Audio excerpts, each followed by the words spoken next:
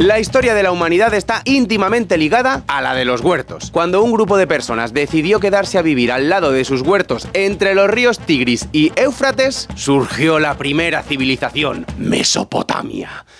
En esto de las huertas la fama nos viene de lejos a los aragoneses, porque el Ebro siempre estuvo aquí. Los árabes en el siglo XI decían que era donde había la mejor tierra y la más abundante en frutos de todo Al-Ándalus. Muestra de todo ello es que tanto árabes como anteriormente los romanos llenaron Aragón de acequias y canalizaciones de agua. Aquí hemos hecho historia, gracias a las acequias. En el siglo XVIII hicimos la más grande de toda Europa, el Canal Imperial de Aragón. El ilustrado Ramón Pignatelli fue su protector, al que todos tomaron por loco cuando contaba que iban a conectar Fontellas en Navarra con Fuentes de Ebro. Gracias a él seguimos disfrutando de nuestras alcachofas, cardos, borrajas, coles, acelgas, tomates, cebollas, bisaltos, pimientos, en fin.